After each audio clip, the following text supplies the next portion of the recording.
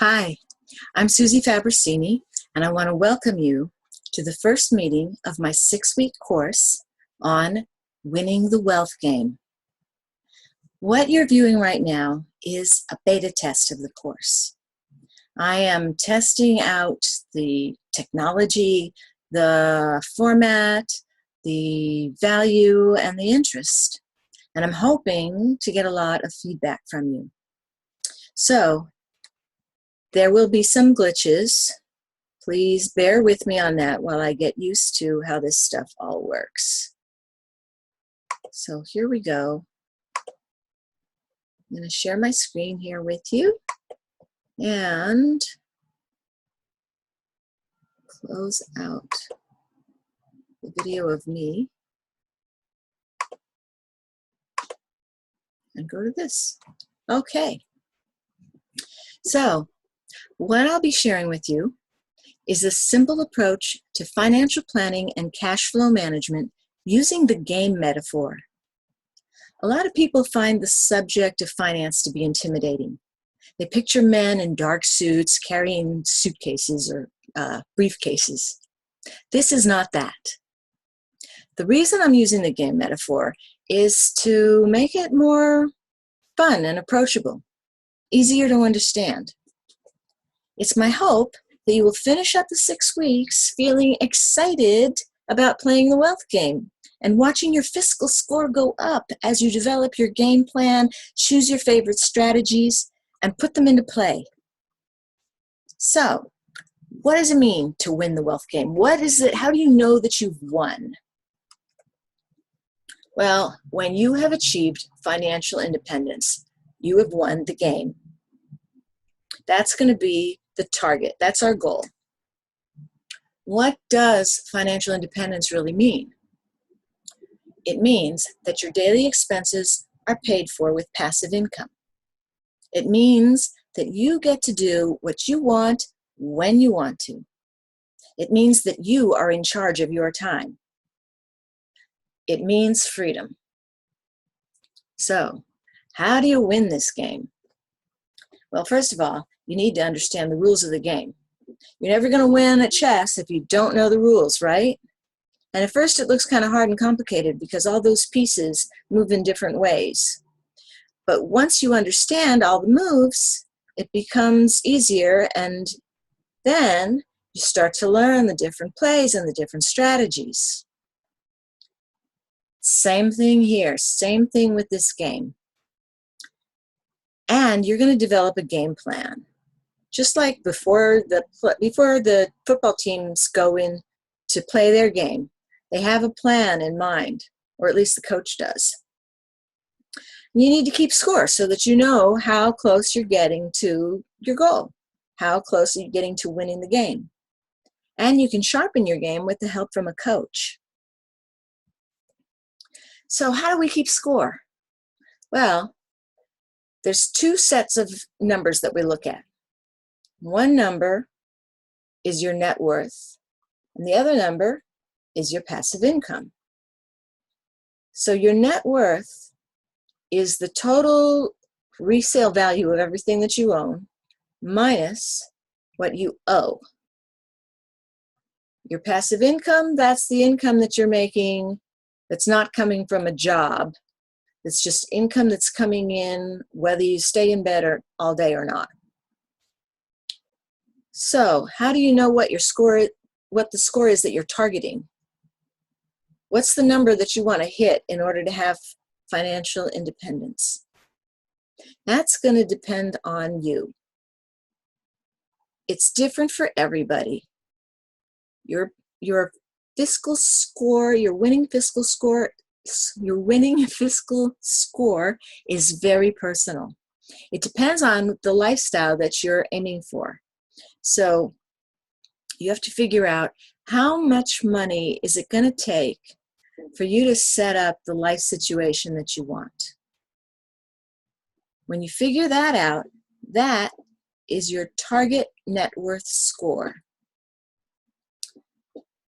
Now, to figure out your passive income target, you have to figure out how much money do you need to have coming in every month in order to pay your expenses. That's going to depend a lot on where you want to live, because there's a different cost of living for different areas. So take a look at that, and that's going to be your target passive income. So how do we build up the net worth? Well, we use our active income to build up the different areas of savings and investments. So that would be like your IRA or 401k, mutual funds, if you have those, real estate, commodities, stocks, deferred annuities, any businesses that you own, and your cash value life insurance. And what about the passive income side? When you have built up some money in your savings and investment side, you can convert some of it over into your passive income. Did I say that right? You're building up the money in your savings and investments to convert them over to passive income sources, because passive income is not something that you can just start tomorrow. It takes some long-range planning. Some of your sources for passive income will be like Social Security. That's based on the work that you've done all your life. So that's the most common one. Most people are getting some amount of Social Security. That's going to be paid to them every month once they start taking it for the rest of their lives. If you're lucky enough to have a pension from a job, that's another source of passive income. Annuities. Annuities are like, well, Social Security is an annuity. An annuity is something you can set up for yourself to be like a pension, and that will give you, annuity will pay you every month for the rest of your life as well. And there's rental income. There's royalties from something creative that you've made, dividends from stocks or life insurance, interest on money that you've loaned out, like either you've loaned it to the bank and that's in your savings account or CDs, or you've loaned it to a corporation in the form of a bond that you're making money off of. So those are all passive income sources, and you can see where none of those things are things that you can just start tomorrow, really. They all take some planning and preparation. So now that we know what we're aiming towards, what the end game is, the big picture thing, what's our game plan for this course?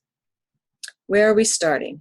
We're going to start with the small steps. We wanted to see the big plan so that we know what these small steps are moving us towards.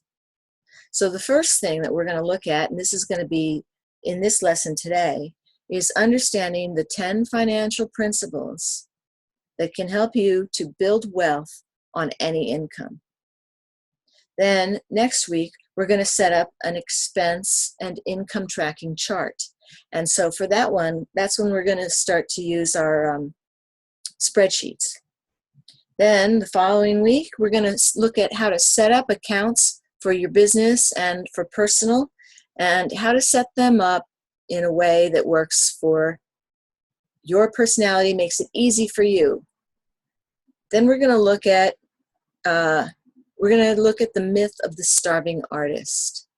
So much around money has to do with mindset. And so we're going to take a look at that and see where we might want to make some adjustments in the mindset. And then we're also going to talk about how to build strategies into your spending plans and budgets. So this will help you to make more money without working more. Okay? Alrighty. So now we go on to the 10 principles. So let's get this full screen here. 5,000 people were surveyed. They were asked, what's important about money? 82% responded that it was important to them. Money helps them to live the lifestyle that they choose. 50% of the people said that they want to travel when they want to. 39% want to leave something for their heirs. 34% felt it was important to be able to buy a home. 14% were looking at money to start a business. Now, none of these important things here were in the top 5%, the top 5 things. Do you want to know what the top 5 things that people said were important about money? Here's the top 5 list. What's important about money? Number 5, ensuring that my savings don't run out. That's the number 5 most important thing that people were concerned about. Number 4, having enough money for medical bills if I become sick. Number 3, having enough money to get by. Number 2, having good health insurance. You can see like 2 and 4 are related and 3 and 5 are related. So what's the number 1 thing that people are concerned about with money? Having a steady monthly income, whether that be from a job or when you stopped working from passive income. Over a person's lifetime, in the United States, the average earnings come to about $2 million.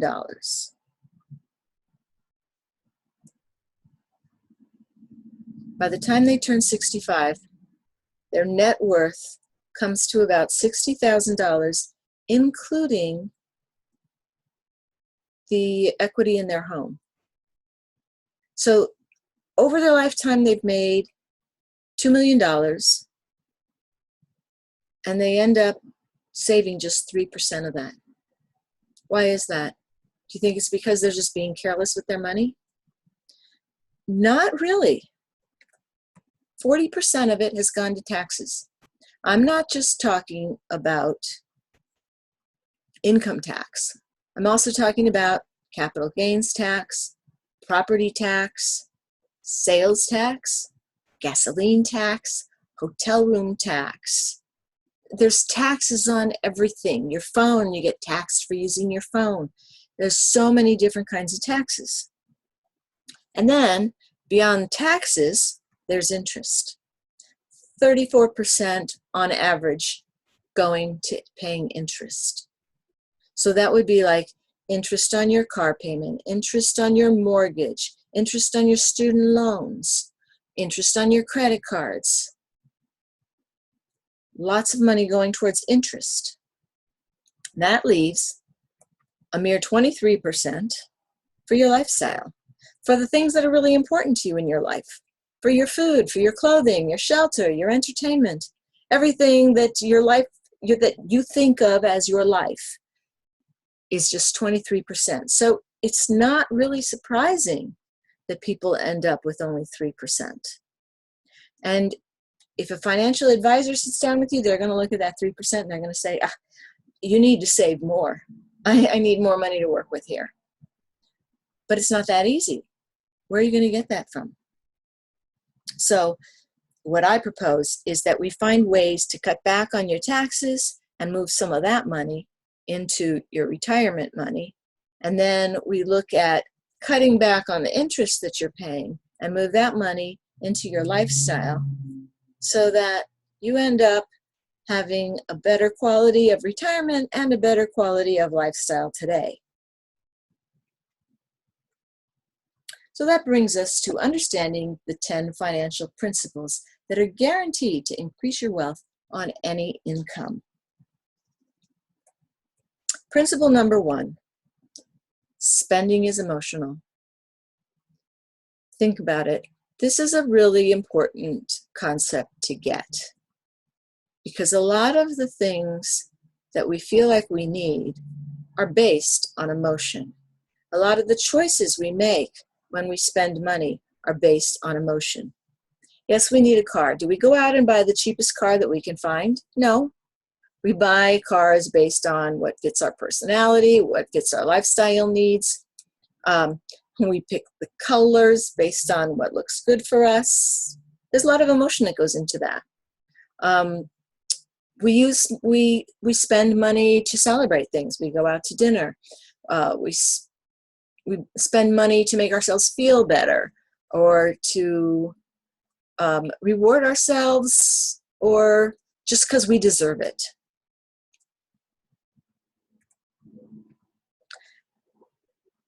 And I want to kind of get us away from thinking of money as just numbers.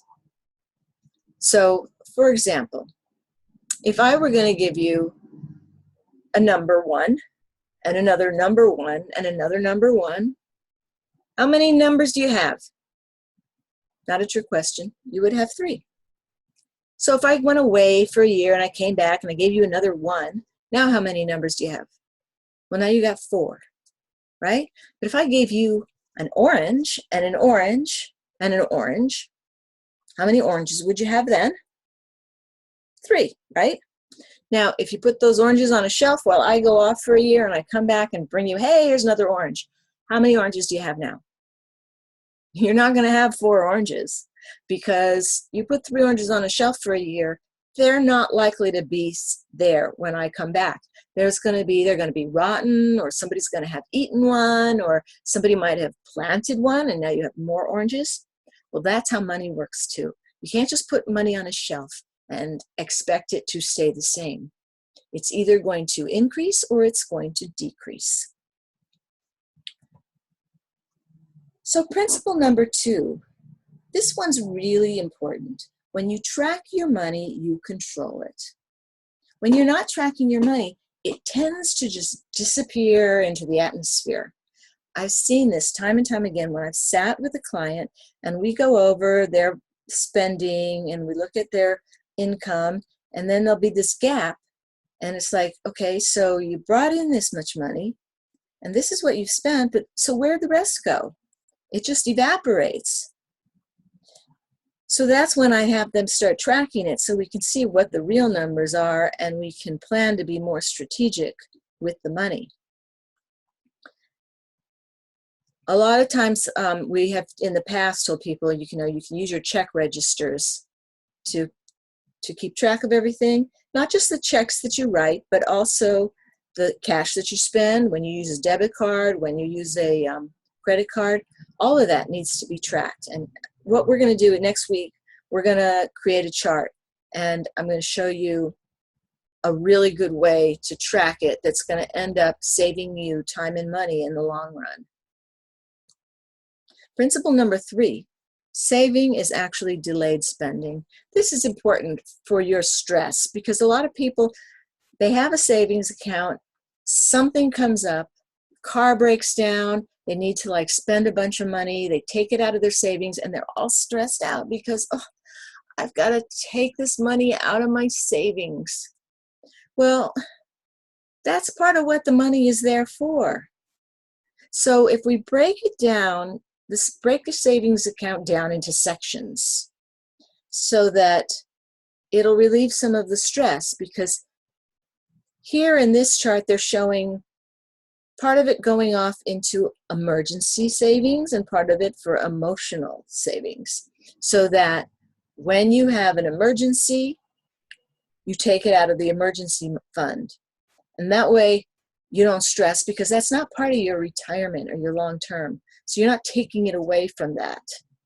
And then you have your emotional spending over there, so that if you didn't have the emotional spending set aside and you didn't plan on that, it's going to end up feeling like you're on this really strict diet and you're depriving yourself, and you won't stick to a budget. So you budget for it. So you budget for it. We're gonna, when we make our budgets, we're not gonna call it emergency, because what you speak is what you attract into your life. So we don't want to attract emergencies. So we're going to call it a peace of mind fund. And then also emotional fund, that kind of sounds dramatic. So we are going to call that the fun money. We're going to have a savings from fun, okay? Now, principle number 4 is power down your debt and power up your fortune. So that means you want to cut back on how much money you're throwing away in interest. Bring that back around and put it into your investments. So it goes towards your future, towards your fiscal score up in that, right? I'm going to show you an example. Mark and Joyce are a couple living in Middle America somewhere. They're a young couple. They just got married, so they don't have crazy debt. But they've got a Visa card that they owe $460 on, and they're making monthly payments of $55 a month. They're paying 12% interest. And even though their balance on that is $460, the real debt by the time they pay it off is $482.90. They've got medical dental bills of $2,000 that they're paying $200 a month on. This one they're not paying any interest on, so the real debt there is $2,400, the same. The Discover card they have, they owe $4,000. They're paying $296 a month, 16.5% interest. So you can see the real debt there is $4,750. Then they've got furniture they're paying on. They have $6,000 worth of furniture, $237 a month they're paying. They got an 18% interest rate. So this goes on. They've got a car loan and they're paying interest on. They've got a mortgage. This is where you know they're in the middle America somewhere, because their mortgage is only $153,000, and that's a 30-year mortgage that they've just started. And their monthly payment is $972. Their interest rate is 6.5%. So altogether, with all these monthly payments, they're paying $2,177 a month. The balances of their debt are $179,352. But by the time they pay it all off, they will have paid $374,000. In interest alone, they will have paid $195,000. Now, I don't know about you, but to me, that is a lot of money going into the atmosphere. Crazy, huh? So we showed them a different way to do this. We showed them a way to do it where they're going to save money. They're going to keep paying that same $2,177 a month that they're paying now, but we're just going to have them do it systematically so that they pay down their debt faster than the 30 years that they're looking at here. So what we're looking at is we're going to have them take their debt that is the smallest one, which is their Visa card. They owe $460 on it, and they're making payments of $55 a month. In 9 months, they're going to have paid that off. So at that point, they're going to take that $55 and put it towards their next bill, which is the medical dental bill. So now they're paying $255 a month towards their medical dental bills. And see, they're still going to be paying $2,177 a month. But now they're paying more on this one bill. So they're going to get to pay it off faster. And once they pay that off, they're going to add that $255 a month. Now it's going to go towards the Discover card, where it's already they're paying $296. Now with the $255, they're paying $551 a month. That gets paid off quickly, and then they now add the $551 to the furniture bill of $237. So now they're actually paying $788 instead of $237. And they're still paying $2,000 a month on their total bills, right? Next, they're going to pay off their car payment. That $788 added to the $417 means now they're paying $1,205 a month on their car. So that takes a year off of the car payments. It gets paid off a year faster now. And that gets paid off in about 2 years and from the start of this. And now all that money is going towards the mortgage payment. So now that whole $2,177 a month is freed up to go all towards the mortgage. So instead of taking 30 years to pay off their mortgage, they're going to pay off their mortgage in 9 years. Instead of paying $195,000 in interest, they're going to pay $61,000. And if they keep taking that $2,177 after they've paid off their mortgage, if they take that money and they keep putting it aside and put it into an investment instead of into paying down debt, they're going to end up building up a savings balance of $913,000, almost $1 million from money that is no longer going towards paying debt.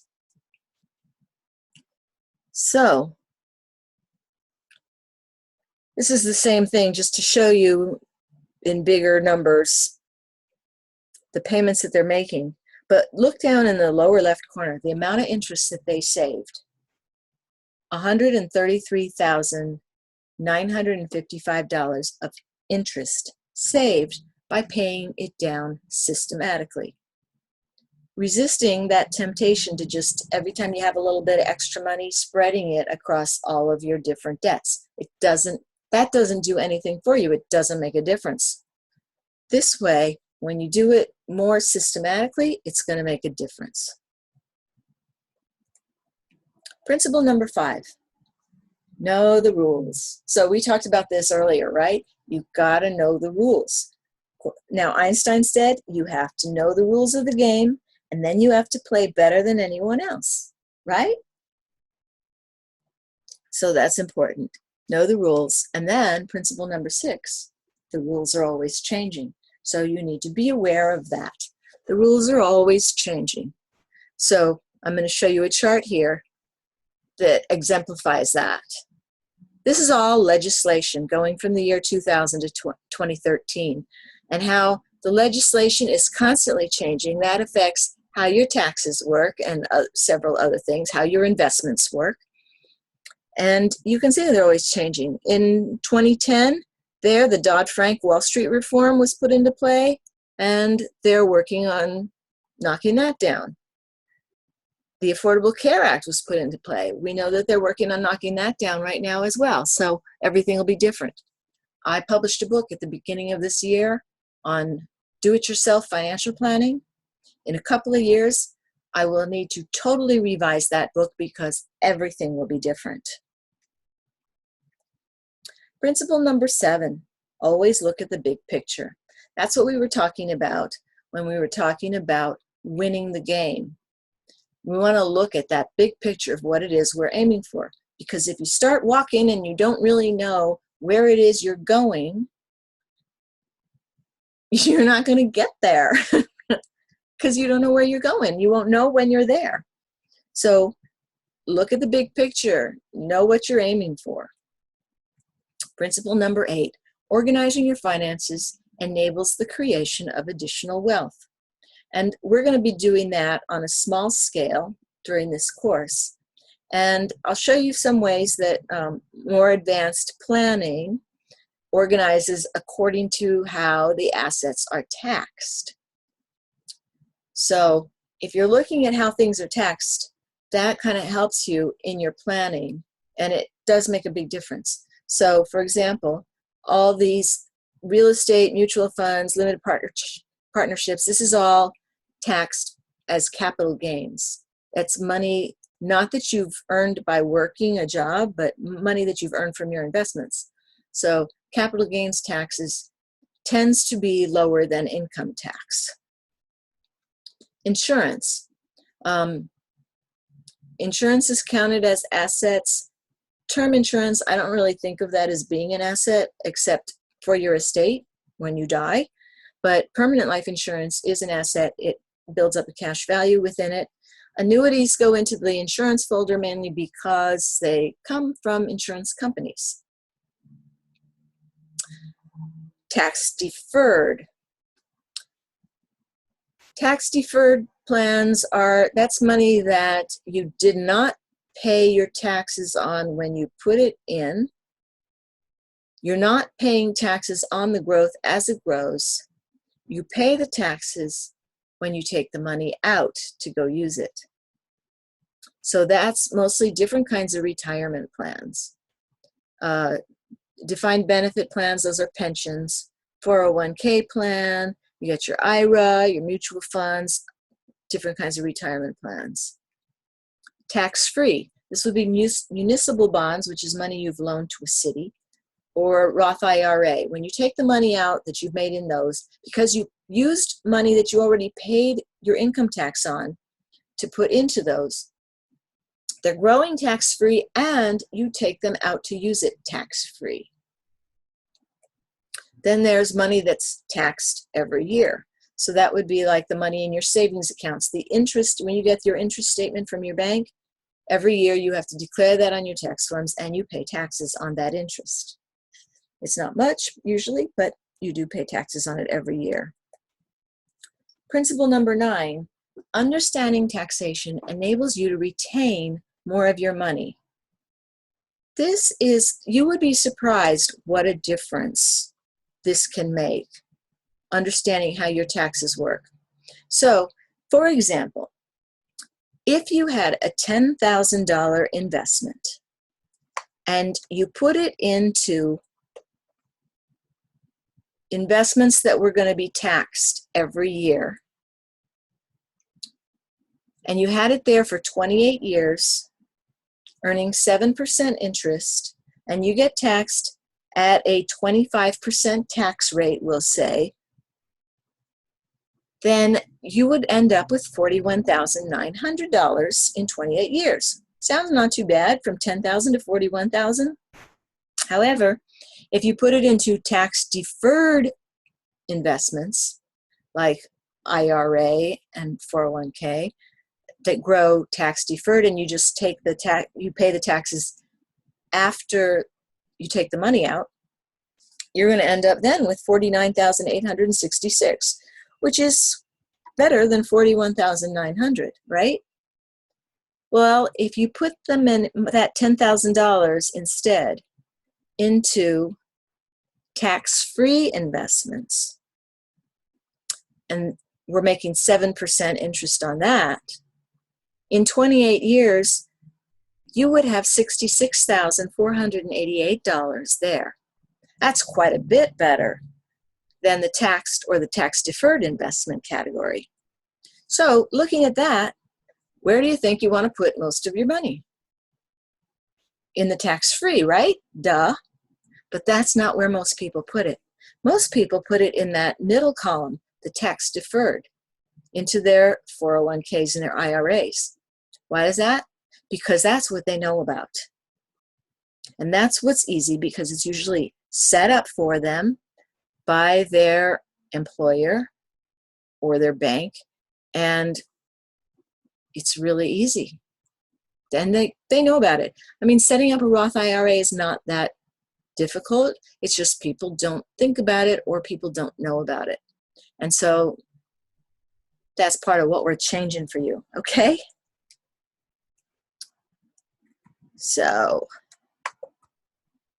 principle number 10, money in motion creates more money. Now this is a more advanced strategy, and I'm not going to be teaching it in our 6-week course because this is like down the line, but I just want to make you aware of it. Money in motion creates more money. For example, you go to the bank, you give them a stack of your money, and they're going to say, oh, thank you so much. Here's 2% interest on that, right? Well, then they take your money. There they go, taking your money. And they're going to lend it out at 5% interest on a mortgage. So that mortgage money comes back into them, and they lend it out again for a car loan, another 5% interest. The car loan money starts to come back, and they lend it out again for a consumer purchase. Now they're charging 10% on it. And as that money's getting paid back to them, they lend it out again for another high-end luxury purchase. And then they lend it out at 22% on a credit card. So they are making 48% on the money that they're paying you 2% on. Does that blow your mind or what? So when you look at that, you want to start thinking about, how can I be the bank? How can I be my own bank? How can I be a bank for some other people? How can I be making money off of my money instead of the bank making money off of my money? And there's some ways to do that if maybe a later course, if you stick with me. Okay, back to Mark and Joyce. So before they heard about the 10 financial principles, they were on the road to having $906,000 available to them at retirement. 42% of that would have been subject to taxes. So they would have ended up with $725,366. Not too bad. It's important to remember that when you have money like in your 401k, if you have $100,000 saved up in there and you're thinking, wow, I've got $100,000 in my 401k. Well, you don't really have $100,000 in your 401k. You really have like $60,000 in your 401k because it's all taxed. So then they put into effect a couple of different principles, like the moving stuff into a Roth so that they're not going to have to pay taxes on the money when it comes out. And now they're making $952,000 and keeping $828,000 of it, which is better. But if they put two more principles into play, like paying off all their debt faster, then they end up having $1,798,000 saved up, and they'll keep $1,384,000 of that. And if they put all 10 of the principles into play, they will end up with $1,892,000 and keep $1,759,000 of that for their retirement. So you see, that's $1 million more just by putting those principles into effect. We're not talking about them going out and get another job, just being more strategic with how they're using their money. So that's it for this class, for this week's class meeting. Thank you so much for being present for this. We'd love to get your feedback. If you want to send me an email, or before the next class starts, I'll also ask if there's questions. And a lot of the questions you have will probably get answered in some of the following weeks. But it's good, like if you send me an email, I can make sure that I work it into the lesson plans. Okay? So this is Susie Fabrocini, over and out. Thank you so much.